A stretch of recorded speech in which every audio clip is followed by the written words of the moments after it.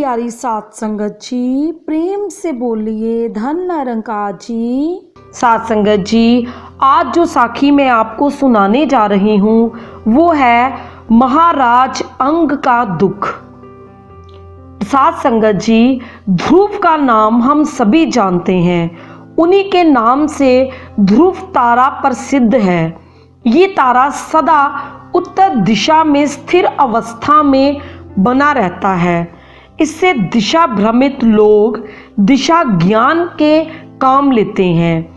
ध्रुव तारा ही एकमात्र ऐसा तारा है जो कभी अपना स्थान नहीं बदलता। उन्हीं के वंश में कई पीढ़ियों के बाद एक राजा हुआ। उनका नाम था महाराजा अंग। महाराजा अंग बहुत ही धर्मात्मा राजा थे। उनके राज्य में सभी प्राणी सदा सुखी रहते थे। सभी लोग अपने अपने कर्म धर्म में लगे रहते। प्रजा में किसी को कोई भी दुख नहीं था। एक बार राजा ने एक यज्ञ करने की सोची। निश्चित दिन यज्ञ प्रारंभ हो गया। अग्नि प्रज्वलित हो गई। ब्राह्मण यज्ञ में आहुतियां डालने लगे, परंतु उन्होंने देखा कि आहुतियां अग्नि में डालने पर वह स्वीकार नहीं हो पा रही, अर्थात वह पूर्ण रूप से जल नहीं रही।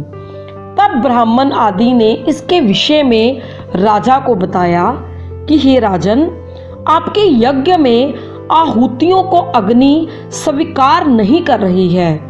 इसका कुछ कारण अवश्य है।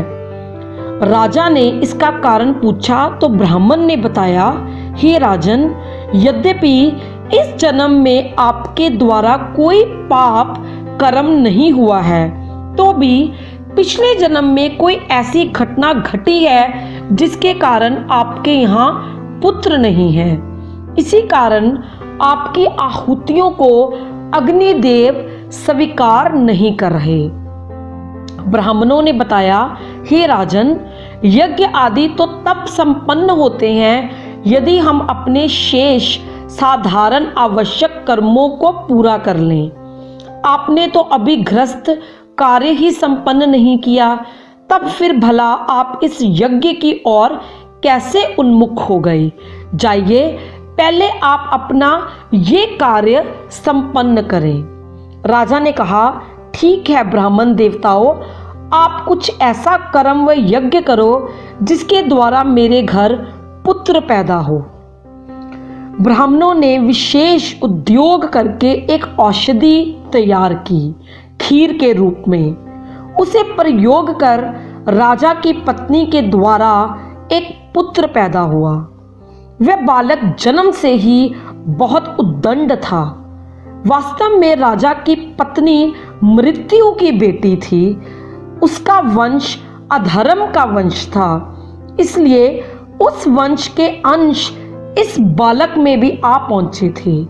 वह बालक भी अधर्मी था। वह दुष्ट बालक कुछ बड़ा हुआ तो धनुष बाण लेकर जंगल की ओर चल दिया। निरपराध हिरणों को ही नहीं बल्कि अन्य पशु पक्षियों को भी अकारण ही मार डालता।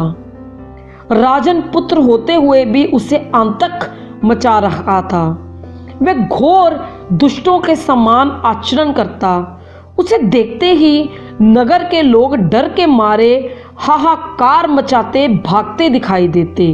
वेन आ गया, वेन आ गया, भागो दौड़ो छिप जाओ, वेन आ गया। इतना ही नहीं, अपनी उम्र के बालकों को भी वह खेल खेल में मारपीट व अन्य प्रकार से तंग करता रहता। अपने पुत्र की ऐसी दुष्ट प्रवृत्ति को देखकर राजा मन ही मन बड़ा दुखी रहने लगा। उन्होंने उसे समझाने के लिए बड़ा प्रयास किया, परंतु वेन किसी भी ढंग से ना सुधरा। पुत्र को सही मार्ग पर लाने के लिए राजा ने सभी प्रयास किए, परंतु वह उसे किसी भी ढंग से सही मार्ग पर ना ला सके। उल्टे दिन प्रतिदिन वेन की राक्षसी प्रवृत्तियां और गहरी होती गईं। इससे राजा और अधिक उदास रहने लगा। उन्होंने मन ही मन सोचा कि कपुत्र से तो पुत्र ना होना ही अच्छा है। कम से कम इससे ना तो कुल को लांछन ही लगता और वर्तमान में माता पिता दुखी भी नहीं होते हैं, उन्हें अधर्म का भागी भी नहीं होना पड़ता। अगर पुत्र की प्रवृत्ति अच्छी ना हो तो सब उनके विरोधी बन जाते हैं। कभी ना छूटने वाली चिंता मोल लेनी पड़ती है और पूरा घर परिवार दुख भोगता है। ऐसी नाम मात्र की संतान के लिए कौन समझदार पुरुष ललचाएगा। वह फिर अपने मन को समझाने के लिए स्वयं से कहने लगा, वैसे तो मेरे लिए ये जैसा भी है, परंतु फिर भी एक कारण से ये मेरे लिए ठीक ही है कि यदि सपूत होता तो मुझे घर छोड़ने के लिए दुख होता और उसके मोह जाल में मैं फंस जाता, परंतु कपूत के कारण मेरा इसमें और इसके कारण घर में भी अब मोह नहीं रहा। मैं अब घर त्याग रहा हूँ, मुझे कोई मोह नहीं है। इतना कहकर राजा ने घर परिवार त्याग दिया। उस महान ऐश्वर्य को त्याग कर राजा चुपचाप वनों की ओर चल दिए। दूसरे दिन राजा के चले जाने पर सभी प्रजाजन बड़े दुखी हुए। राजा की खोज करने लगे, परंतु सब व्यर्थ। राजा कहीं भी ना मिला। कहानी की सत्यता साथ संगत जी जो भी रही हो, परंतु ये बात निश्चित है कि अप्राकृतिक कुछ भी हो ठीक नहीं होता। प्रभु परमात्मा के कर्मों में विघ्न डालने पर या उसमें परिवर्तन करने पर प्रकृति का संतुलन बिगड़ जाता है, जिसके कारण अनायास ही सब कुछ तबाह हो सकता है। दूसरे कितना भी शांत, शुद्ध व पवित्र हृदय क्यों ना हो, एक बार मोह माया का उदय होते ही हृदय का आनंद समाप्त हो जाता है।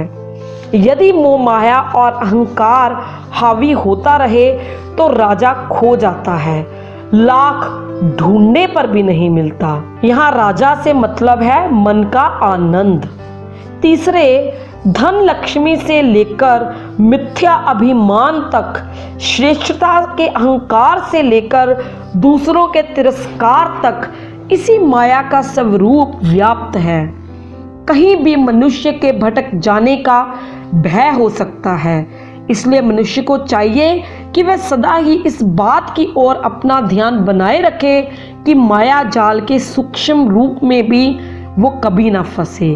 चौथे, परमात्मा ने हमें जो कुछ भी देना है स्वयं हमारा भाग दे देना है। हमें जिद करके कुछ भी नहीं लेना चाहिए ताकि अप्राकृतिक कुछ भी ना हो, क्योंकि वह सदा सासंगत जी दुखदाई ही होगा। आज की साखी में बस इतना ही। प्रेम से बोलिए धन निरंकार जी।